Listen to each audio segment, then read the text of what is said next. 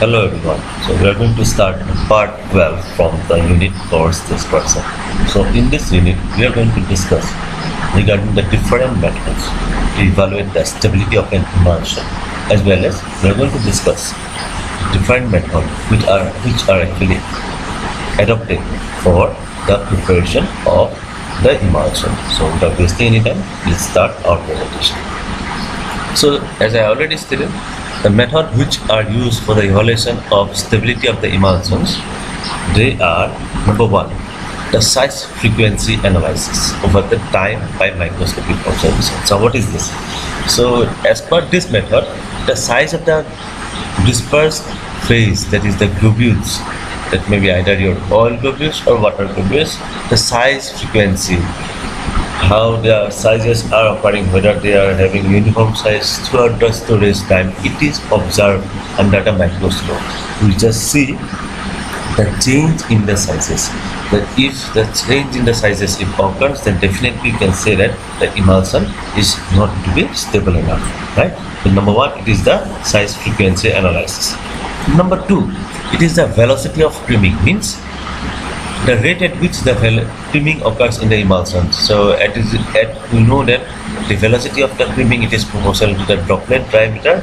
If the creaming occurs at a faster rate, then we can say the droplet of the diameter, or we can say that the diameter of the droplet, it is increasing in the time, right? So we have to see the rate at which the creaming it occurs in the emulsion, right? The next one, it is the globule size analysis, which can be done by using either the Coulter counting method or ultracentrifugal method. By doing this, performing this experiment, we can determine the globule size, and this globule size will indirectly give us an approximate amount that whether the emulsion is stable or not, right? Then we have the turbidimetric analysis. So what is turbidimetric analysis? Turbidimetric analysis is nothing but it determines the turbidity. It determines the turbidity of the emulsion upon storage. If the turbidity of the emulsion it decreases upon storage, means the two phases got separated from one another, right? As because if the two phases get separated from one another, the turbidity it decreases. Clear? The next one, the thaw-freeze cycle and centrifugation analysis. Now, what is thaw-freeze cycle? Thaw-freeze cycle is nothing but, suppose if we have stored the emulsion in a lower temperature and suddenly we have to bring it to a higher temperature. Suppose the emulsion it is stored in the fridge. After some time we have stored it in the room temperature. This is the thaw-freezing.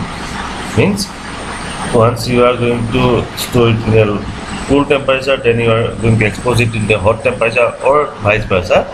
Afterwards, if we see the centrifugation, if we perform the centrifugation, by doing that we can evaluate the stability of the emulsion.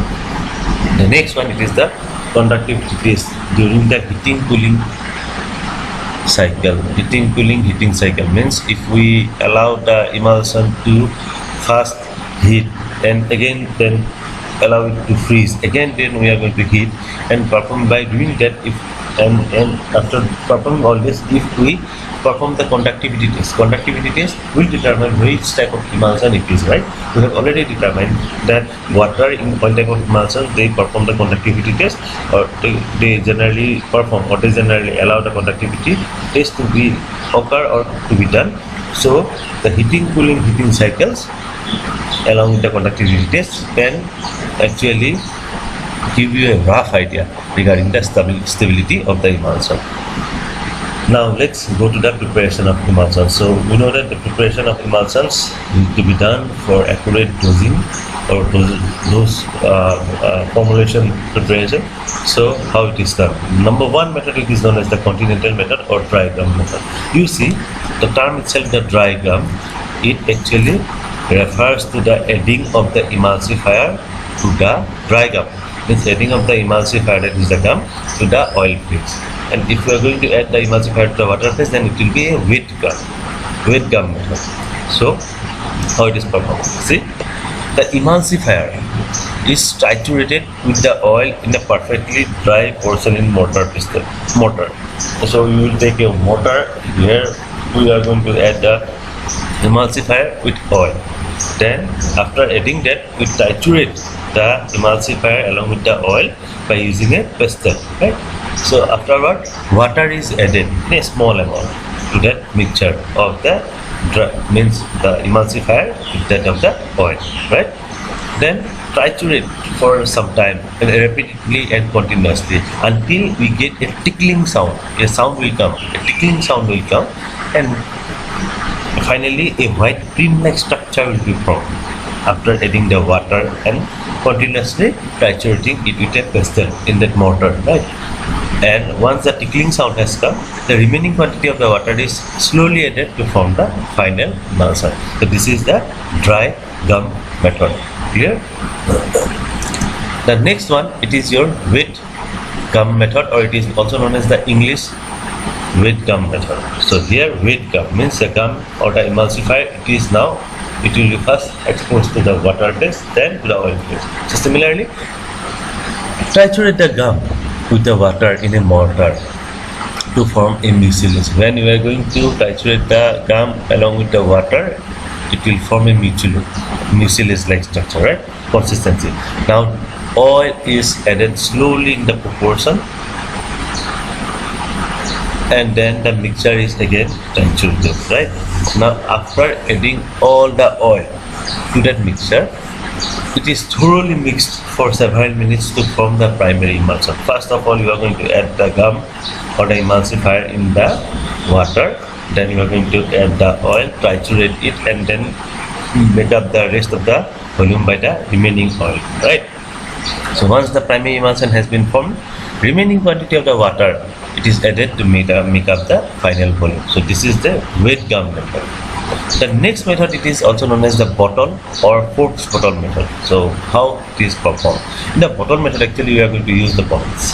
How? You see, it is an extemporaneous preparation for volatile oils or oils with a low viscosity. So bottle method, it is performed for oils with a low viscosity, right? So how we are going to perform? The first step, it is add the gum. Gum means emulsifier with the oil in a dry bottle. First of all, we have to add the required amount of the emulsifier and the oil in a dry bottle, right? Now shake it. You have to shake the bottle so that the gum and the oil, they get perfectly mixed. Next, water. Volume equal to the oil. Suppose we have added 10 ml of the oil, then add 10 ml of the water also, right? And vigorously shake to form the primary means that the primary emulsion. We have to shake it vigorously to form the primary emulsion. Done. Then the remaining quantity of the water, suppose that was in a oil in water type of emulsion. First of all, we have added 10 ml of the oil in a bottle, and we have added the gum, required quantity of the gum. Suppose then we have added 10 ml of the water, we have total 20 ml. Now we want to make it 100 ml. So remaining amount of the water, that is 80 ml, because the total volume will be 100 ml, right? So we have already added 10 ml of the water, the remaining 80 ml of the water will be added, and again it will be shaken to form the emulsion. So this process is known as Forbes bottle method, right? The next method for preparation of the emulsion, it is known as the auxiliary method. So what is auxiliary method? You see, actually the emulsion prepared by the wet gum or the dry gum method, they can be generally increased in quality by passing it through a hand homogenizer. Auxiliary method means here we are going to use a hand homogenizer. So how a hand homogenizer works? See, the homogenizer, actually it is an equipment which is used to homogenize any liquid substance. The structure of the homogenizer will be discussed in the next presentation, but right now I am telling you that the hand homogenizer, it is used to reduce the size of the droplets. The hand homogenizer, it has a small orifice or a small pump-like structure through which the dispersed phase will be passed, and it will be subjected for high homogenization or high shear homogenization. So in this apparatus, actually the pumping action of the handle force means for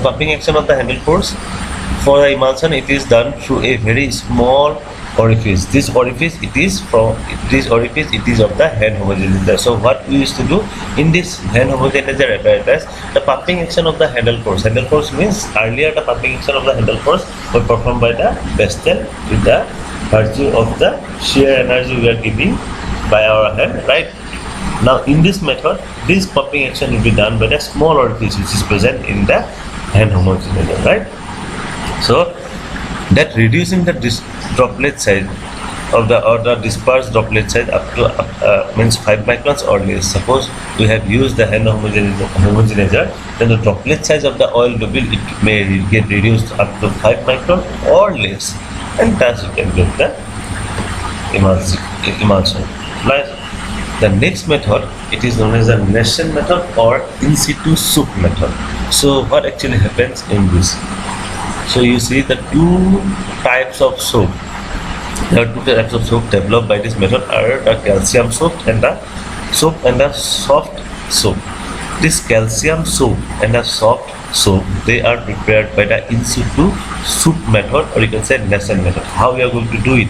Simple. You see, the calcium soap are actually the water in oil type of emulsion, and actually the calcium soap they contain certain vegetable oil.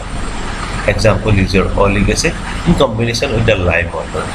Now what is lime water? Lime water is nothing but a calcium hydroxide solution, right? COH2.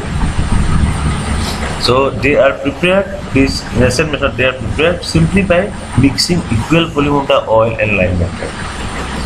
Equal volume of the oil and lime water are going to be added, and thus the solution you are going to get from there, you are going to make the calcium soap, or you can make the soft soap. Clear? The last method, it is known as the Bicard method. Here we are going to use the Bicard as the name itself reveals. So how we are going to perform it? See, it is the most appropriate method for preparing emulsion from surfactant. Even other non-gum emulsifier, it is to begin by dividing the components into water soluble and the oil soluble. How we are going to divide it? You see, 2 beaker will be taken. One beaker it is designated as oleaginous beaker, another one it is the hydrophilic beaker. So it's 2 beaker, or the 2 components, they are divided based on their hydrophilicity and hydrophobicity, and then finally they are going to be added. But the thing is that here, before adding, they are heated, and after adding, they are cooled down to the room temperature with continuous stirring. It is known as the Bicard method. You shall just see the procedure. So all the oil soluble components, whatever it may be, your emulsifier or it may be your dispersed phase, they are dissolved in the oil phase. So in one beaker, we will designate one beaker as the oil phase. So here we are going to add all the oil soluble components, right? And they will be added in that beaker.